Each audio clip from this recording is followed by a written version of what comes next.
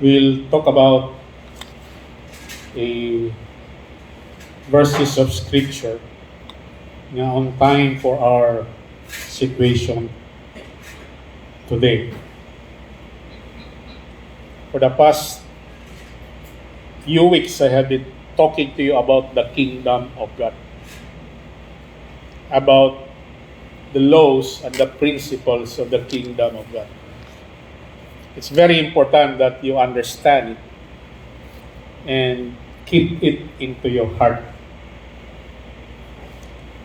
It's the very reason that St. Paul commanded that we have to renew our mind, to be transformed. And the renewing is daily, kada adlaw. Para siya ang pulong musulod yun sa atong alimpatakan, musulod sa atong subconscious mind. Whatever word nga musulod sa atong subconscious mind, mao nay ma-part sa atong kinabuhi, mao nay mo effect sa atong kinabuhi. The word nga logos, dili lang na siya taman diha. Kinahanglan masulod na siya sa atong conscious mind and then the subconscious mind. Kanang conscious mind, inig na makadungog mo ani karon, mawa raday na siya. Listen carefully, kung dili masulod sa imong subconscious mind. Are you following me? Okay? The greatest enemy of man is not the devil. Though the devil is still the enemy. But the devil is not anymore the enemy. 1 Peter 5:8. He is not anymore the enemy because Jesus Christ has already won the victory. And if you are in Christ, you have also won the victory. That's why Jesus Christ, in His death, niyon siya, it is finished. Okay? But the greatest enemy of man, ako lang ibalik ha, the devil is still the enemy. But he's not anymore the greatest enemy. Because the greatest enemy of man is ignorance. Ignorance. Ang Bible, nagayon sa Hosea 4:6, my people are destroyed for lack of knowledge.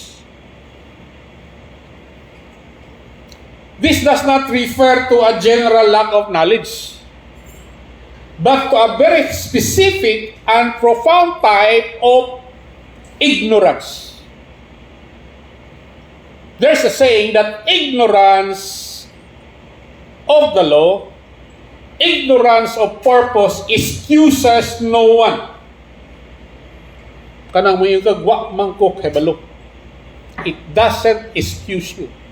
The more so that if you have heard the word. Because God will judge us on accordance to the word that we have heard and received. Are you following me? Amen. Ignorance is our greatest enemy. Because for how many years God has been telling us His word, pero wa na to gi-apply. Because if it is applied, it will work in our lives. Are you following me? Amen. My people are destroyed for lack of knowledge. And what are this type of ignorance? This is ignorance of purpose and ignorance of identity. So duha ra ni ka klase nga ignorance. Buhatan ako katulo, ignorance of the word of God. Are you following me?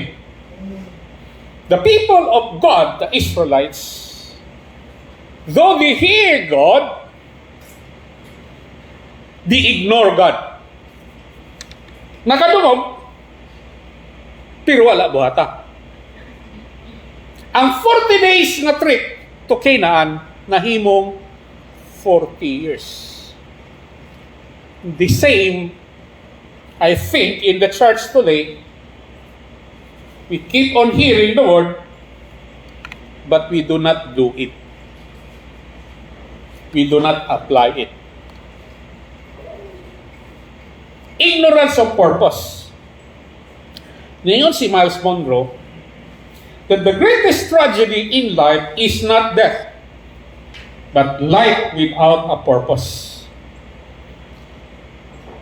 He said that the wealthiest place in the world is the cemetery. Because you will find in the cemetery unfulfilled dreams, unwritten books, uninvented inventions, and potential, your potential, that was never realized. Nakakay potential, pero wala ni mo gi-develop. Wala ni mo gamita. Because all of us has a purpose.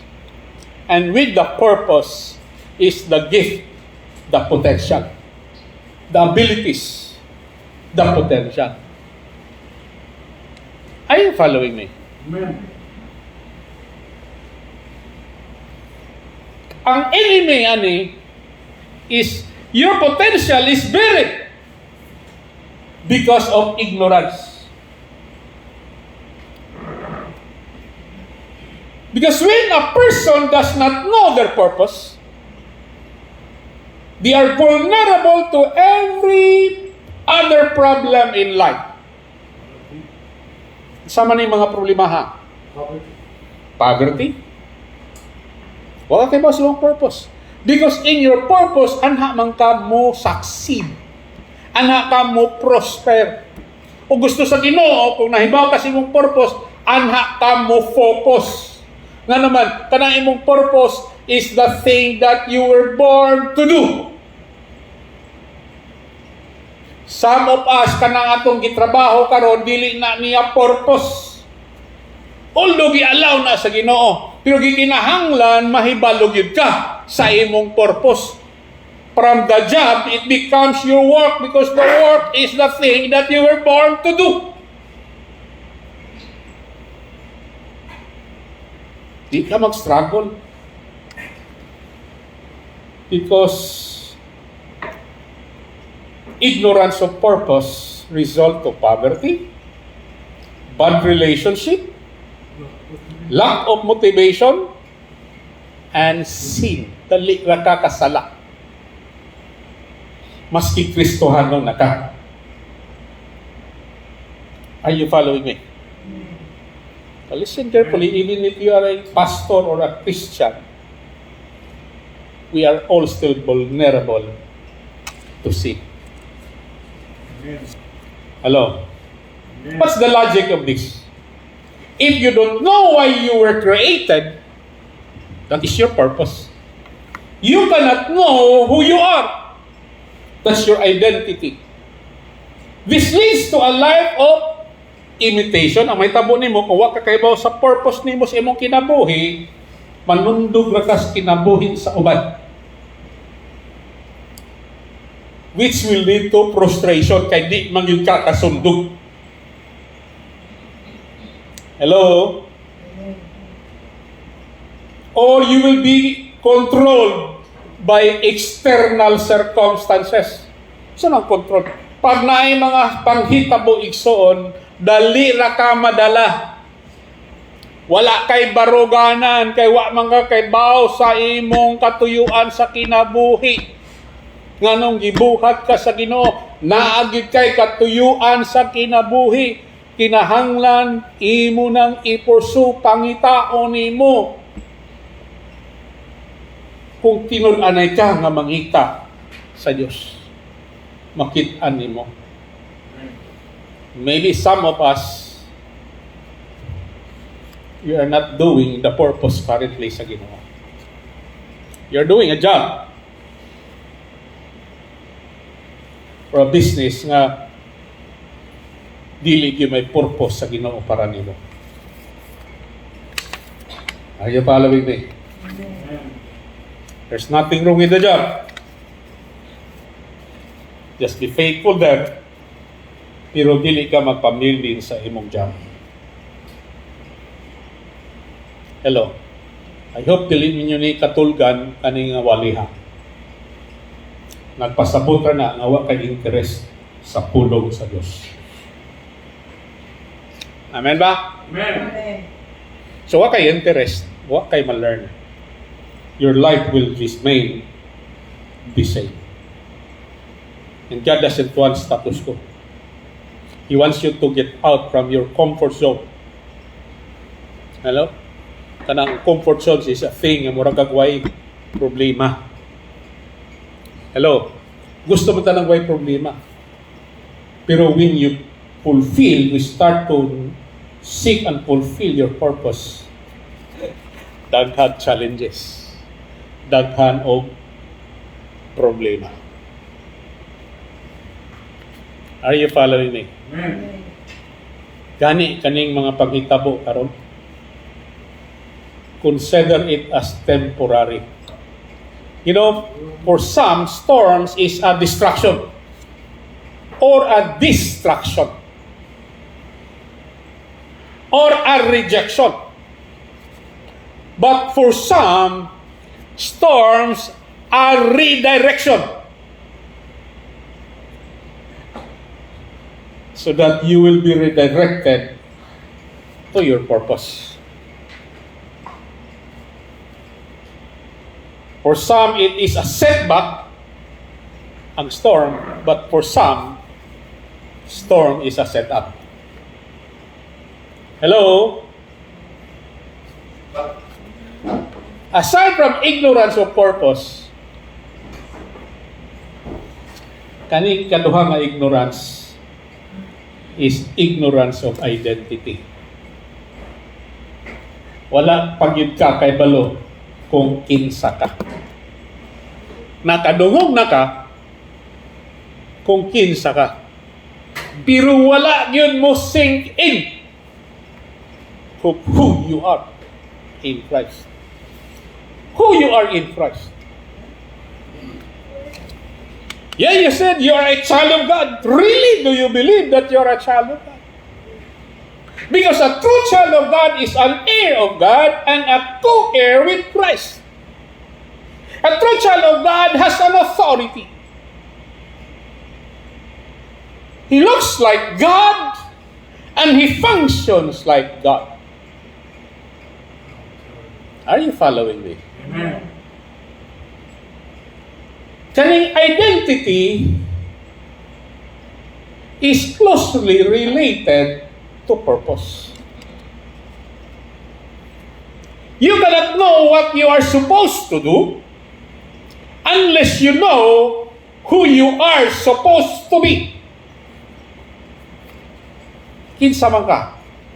Kunang na-share ninyo. You are a citizen of the kingdom of God.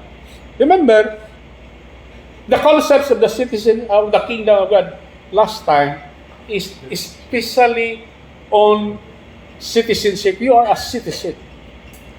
And if you're a citizen of the kingdom of God, you belong to the kingdom of God, in which the king is our Lord Jesus Christ. And if Jesus Christ is your king, he is responsible to you. Amen. And all the wealth of the king is open up for you. Because the wealth of the kingdom is owned by the king and it is called common wealth. Available when you need it. Hello? Amen. Pero naalagi siya Yahweh. You don't still believe it. Hello?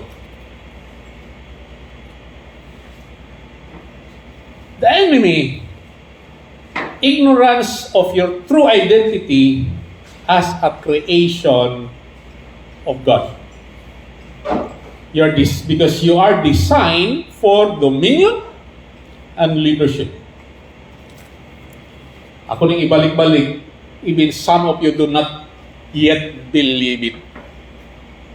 Kaya mga manigi gustong ipamensahe sa Ginoo nako. You share it. Whether people will believe or not. Because if you know your identity, that you are a child of God, that you are created to rule and have dominion, everything changes in your life. Because if you believe it, you will move and change direction sa imong kinabuhi. Ibingali ka ni mga storms karon, dili ka matayog. Kana akong balay sa Compostela, I think 15 years na siya nagbayad. Hapit na mapulipate, pero pag yun mapulipate. For how many years, wala ko na siya mapuwi. Mga this year lang yun. I-occupy. Si David Moy nagpuyo. Kadiyot lang nagamit, wag yun mapusli to the max. Na-destroy by Typhoon Tino. Kaya kung hard to add ito, ay marami ito na kung lifetime savings. Sakit siya. I have learned not to attach my heart to things in this world. Are you following me? Amen. Because all of us, we don't own anything. God has not called us for for ownership. He has called us for rulership, to manage and rule. Are you following me? Amen. Not knowing your purpose or your identity causes you to live beneath your potential. Kakibaw kung kinsa ka.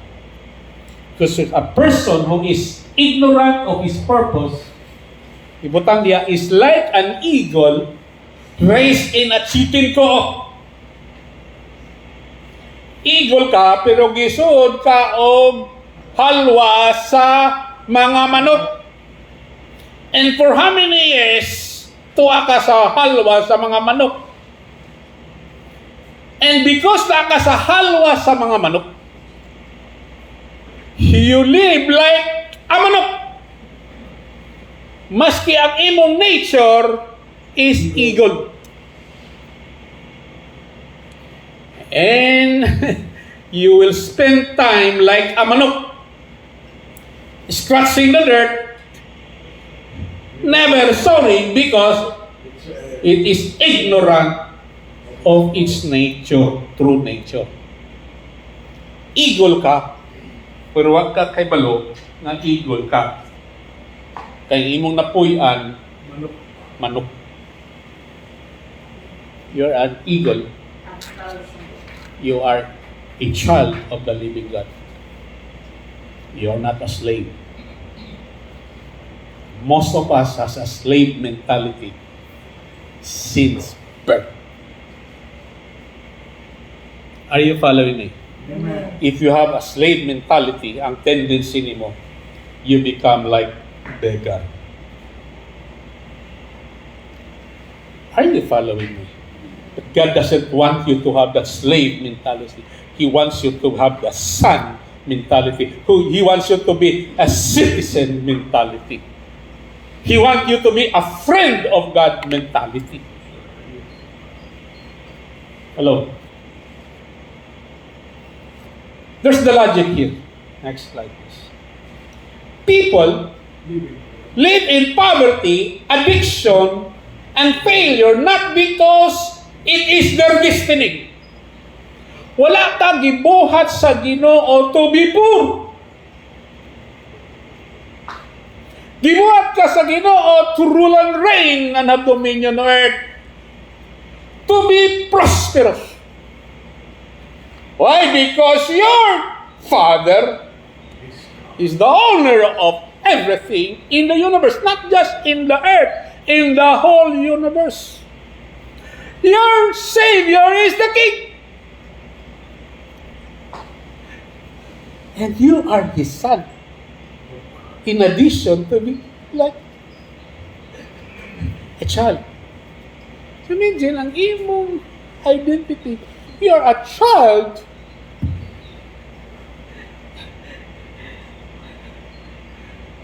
and a friend.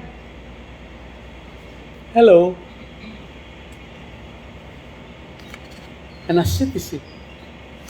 And a friend. And because you are ignorant of your royal blood,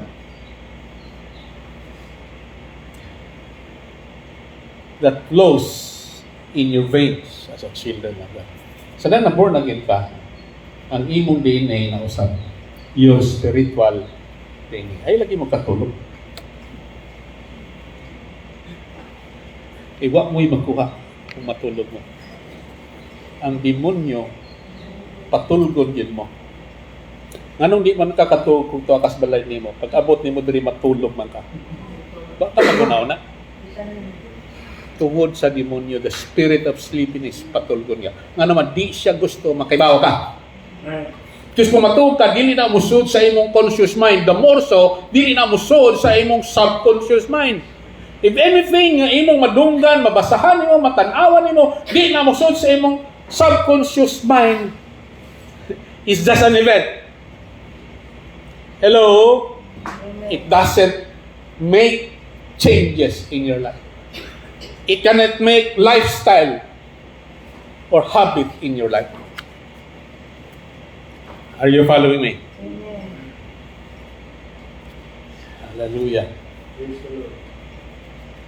Ganong importante na may bawo ka. Di ka imigrante.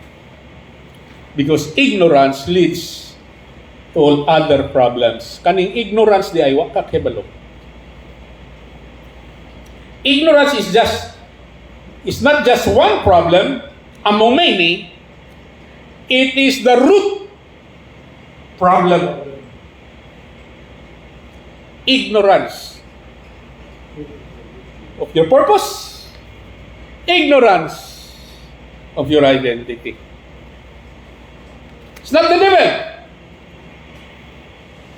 No, ikay demonyo, kay pasangin lang na to, pirmi. Hello? Amen. Ignorance is the root of problem. And that's the reason why God commanded us, people of God, to preach the gospel of the kingdom of God. So that people may know and not be ignorant of their purpose and their destiny. Are you following me? Amen. Poverty is a result of ignorance of one's capacity to create. You know, when God created you, gitagaan ka sa Ginoo skills and abilities. Imagine for 9 months, God has to intricately, wonderfully, and knowingly knit you and gave you all the skills and gifting necessary to succeed in life. Irwa ka kay bawaan.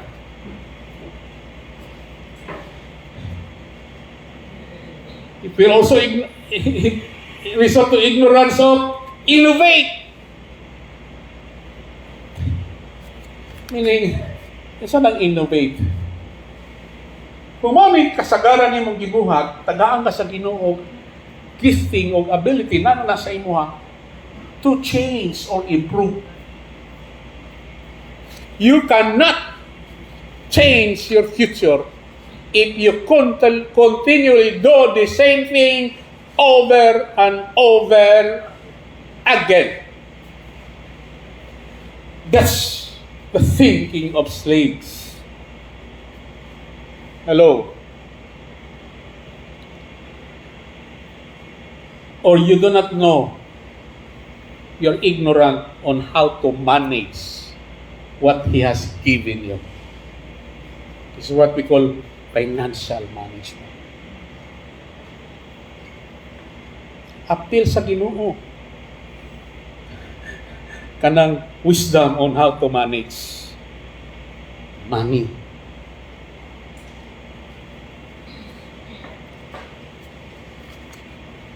Ignorance result also to war and conflict. Because war and conflict stem from ignorance of our shared humanity and purpose. You know, if naay crisis, anha pa na ang mga tao mo kuan ba kanang mo share, mapugos. Wala may lain ka paingnan.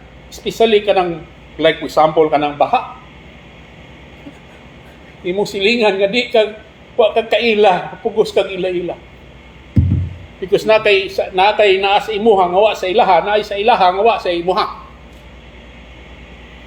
Are you following me? Amen. Ignorance also result to sin and immorality. So, idiot. Are often the result of ignorance of God's original design and laws of the kingdom living. Now listen carefully. In the kingdom of God, naay mga laws and principles nga gikinahanglan nimo tuhuan, buhaton og ikinabuhi.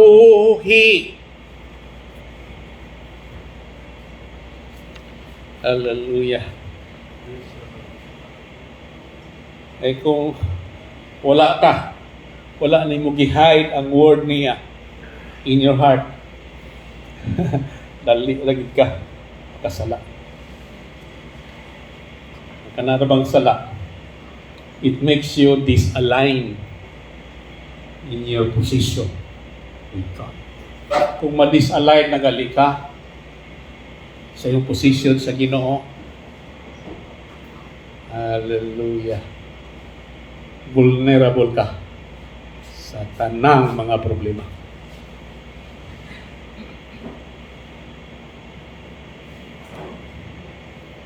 Ikaapat, asa paduhong ang ignorance, bad governance. Is a result of leaders and citizens being ignorant of the principles of true leadership. Muna problema sa atong nasod. Kasagaran sa atong mga leaders karon, including tita, natay gitawag og Lord's mentality, Lordship mentality. Okay? Greed mentality nga unahon para sa ato. Because the principle of true leadership is servanthood. Munit kulang sa atong nasod ka. Karon, murag nagkasuko na gid ko. Kaniwit ang usahay dili ka maigo sa mga butang ba? Murag dili kay ka mo ka-sympathize. Halo lang ba? Tapaw. Pero maka-experience na gali ka. Ma-involved yun ka. Ang Typhoon Tino, almost all Cebu, igo. Yeah, kung ikaw, victim ka, kanadang Kutkot River na, sugo na mo, agi na diri sa Hinabil sa Compostela, padong na dito sa Liluan. Naanay 300 million nga flood control project diha. Kanang mana nga river, mga 1 point something billion. Hello? Yang ilan lang ko flood control project, murag paril ra nga nipis.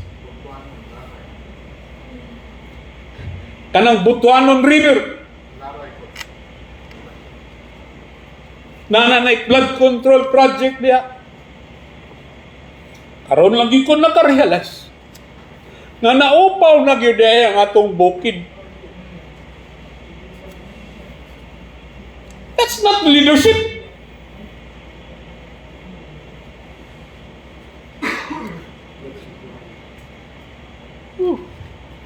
Imagine, ibungkag ang bungtod, ikwari para sa development sa mga high-rise building, para pag-develop of mga wa sila mag-study the effect of nature. The reason why gipabutangan sa Ginoo ng mga kahoy to shed us from flood. Instead of preserving, i-destroy na to. So ang luoy katong naa sa bus. Are you following me? Bad governance because of love of money. Wrong principle. Unsa may antidote? Unsa may antidote? Unsa nang antidote sa Binisaya? Ha? Tambal? Ang antidote ana revelation knowledge. Dili lang kay knowledge. Kinahanglan makaamgo ang usa ka tawo. Because the Holy Spirit will reveal that knowledge to them. The solution to this enemy was not just more education.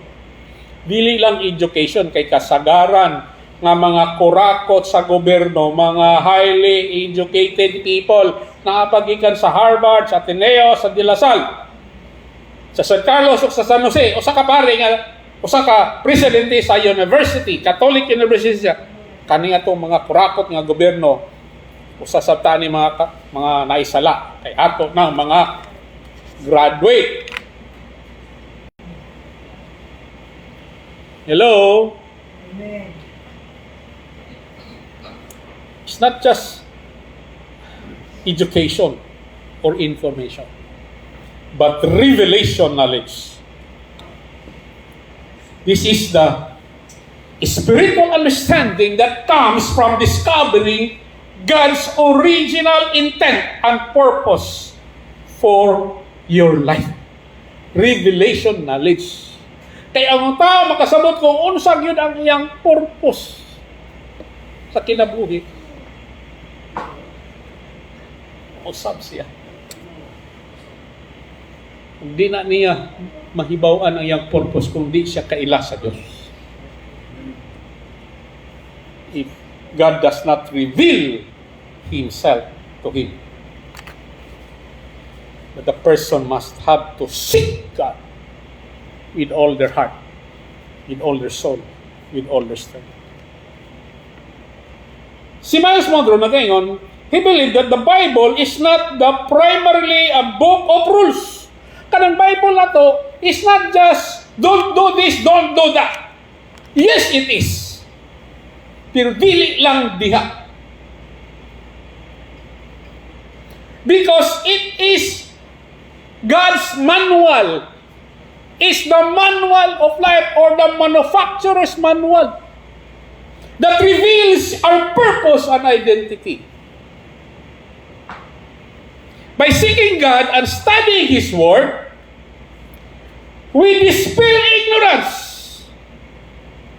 Kaya ang ignorance man God, mauni nakapapriso na to sa atong kagulingon nga dili ta makaabot sa atong destiny kung unsay ipabuhat sa Dios nato. Hello. Kung mahibaw lang mo sa iyong purpose o sa inyong destiny, maayog yun mong future sa Ginoo. Yes, buagi gihapon mo o problem, pero kay nakaibaw naman ka sa imong purpose, nakay focus sa imong kinabuhi.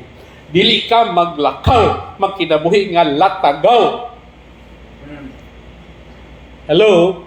Amen. The greatest enemy of man is ignorance. Especially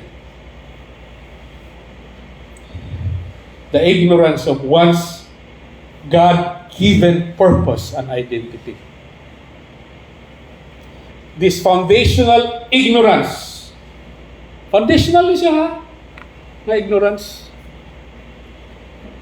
Allows every other form of poverty, conflict, and failure to thrive. Wa ka kasabot nga sometimes na kay buhaton, you think it's good, pero pirmi palpak. Hello? Amen. Because what you are doing is not, it will not contribute to your purpose. Because that is your plan.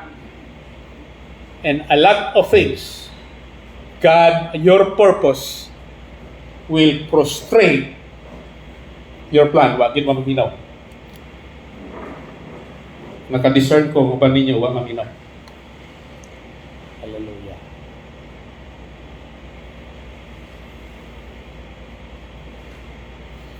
Para magmadaogon ka sa imong kinabuhi, you, the path to victory, therefore, is a relentless pursuit of purpose. Pangitaas siya. Pero ang imong gipangita karon dili purpose. Riches, kadato. Do not look for riches. Work for purpose. Because when you work for your purpose, riches will follow. Are you following me? Amen. Relentless pursuit of purpose and self-discovery. Know who you are. Sa secular world pa na, self-awareness. But it should be rooted in your relationship with God. Hello? Ako, for 65 years, sigo bagdoy-bagdoy. So, to be frank with you, I really do not know my specific purpose in life. For 65 years. I thought, kung gibuhat, is really my purpose in life. Kato lang yung last February, January ba to? That God revealed to me my real purpose. Because I've been seeking. Hello? And my belief, nga wa pag yun nako mabuhat ang akong purpose. That's why I'm sharing this to you. Na dili mo maabot og 65 years old para lang makakita sa ibang purpose. Hello? Kay kung naanasa ta sa atong sunset nga life, kanang mga butang nga materials, wala na. Hello? Amen. Ang atong pag-equal sa Ginoo, Lord, unsa may imong gustong ipabuhat nako, una ko nimong kuhaon. Makaingon baka ang Ginoo nimo, well done, good and faithful servant. Welcome to the joy of your master. Makaingon baka, here I am, Lord. Nabuhat na nako ang imong mission sa akong kinabuhi. Because each and every one of you, including kanang naminaw karon sa Facebook, na ay assignment gikan sa Ginoo. Thank you very much. atong pakpakan ang ginoo. Father, in the name of Jesus, I praise you and I glorify your name. Thank you for the word. Thank you for the revelation. I pray whoever has heard the preaching of this word will be drawn to you and will know their true purpose in life and will know their identity of who they are in you. Yes, oh God, I pray that everyone who hears this message will know their purpose and identity. And I pray, Lord God, that all of them will know you as they look for their purpose, as they look for their identity. They will know you personally as their Lord and Savior of their life. Because it is only you, Lord, who can reveal these things to them. I pray that you will open the eyes of their understanding. Lord, I rebuke, Lord, the spirit of blindness, O Lord God.